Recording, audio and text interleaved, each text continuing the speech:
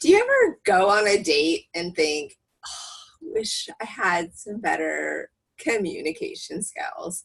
Well, we're on day 51 of our 90-day quest to improve on confidence, communication, and charisma. And recently, one of our members had a great question. I'm Jacqueline Nichols, and I'm going to dive into answering his awesome questions. So remember, send me your questions, and I will put them in with our 90-day series if possible. So when it comes to getting to know someone that you have no knowledge on, or you've met online, or you're just kind of getting a feel for them, but you really don't know a whole lot, it is nice to be a bit more prepared. We have a workbook called Seize the Moment, and it brings a lot of these topics into play. And what I was really realizing is how much we just think too much but not think enough, if that makes sense. Where a lot of times people just think, oh, well, I'll just wing it, I'll be fine. And then other people will overthink about preparing for a get together.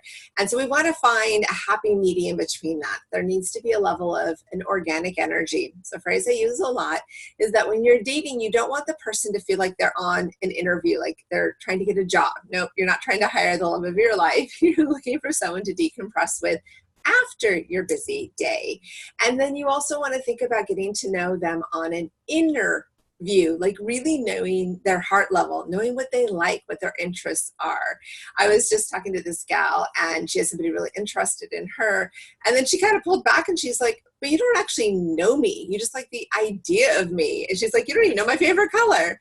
And so it is great to ask things about people to definitely get to understand what makes them tick. You know, there's beautiful and gorgeous people everywhere, but we all want somebody to care enough to actually learn about us.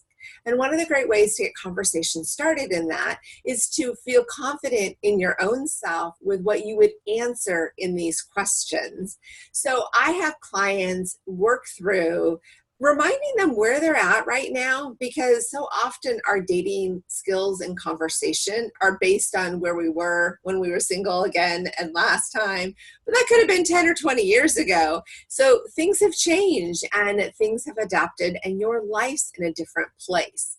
So think about activities and interests, food, music, things that you enjoy doing, so that when you ask somebody a question and say, hey, where do you like to go and enjoy live music, you actually know where you like to go to enjoy live music.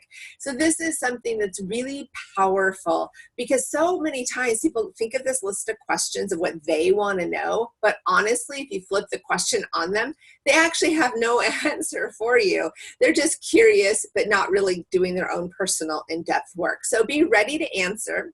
Also, it's a good segue if the person is having a hard time getting the conversation flowing with you, you have some things to talk about. It's also really great to, avoid politics, especially right now. And religion can be tricky, but I do think that it's a good thing if you are very religiously focused or spirituality is really important to you. There's ways to softly weave it in so that the other person kind of knows how you spend your time. Because the truth of the matter is, when you're getting to know somebody at the very beginning, you're thinking in your mind, is this somebody I want to spend time with?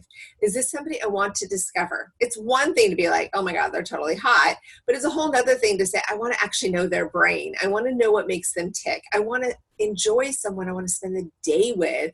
So you want to know how they spend their time. Like, ask them their favorite restaurants. If they have activities like hiking or camping, ask what they like to do that. Even if you're not into that, it's nice when somebody asks, but it also gives you a perspective of, gosh, if I was dating this person, would we be out in the wilderness every weekend? Maybe that's not your thing. And so it's a good time to kind of discover a little bit more. Plus, it's also really fun to throw people off from the standpoint that you're asking for things that maybe they dream about. What do they wish they could do? If money was no object, what would they do? You can find out if they're a frugal person. You can find out if they're somebody who's just got crazy, wild, lavish dreams, but they don't have the work for it. Or maybe something that they've actually been working on and planning, and then you can visualize yourself with that person. So we want to create a conversation and visualize that bounce the ball mentality. Too many times people are not getting a dialogue going. They just kind of throw flat statements where it's kind of a yes or no, but there's no nourishment to it. So you want to really think about talking to someone that is responding back to you. What is it that you guys are talking about?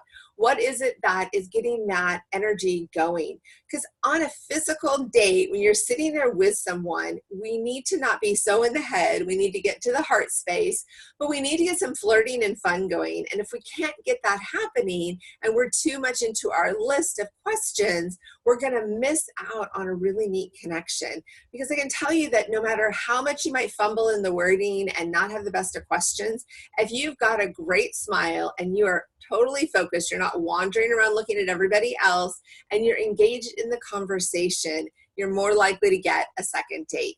The chances of people like wanting to see you again, if it becomes more of a job interview, are very slim.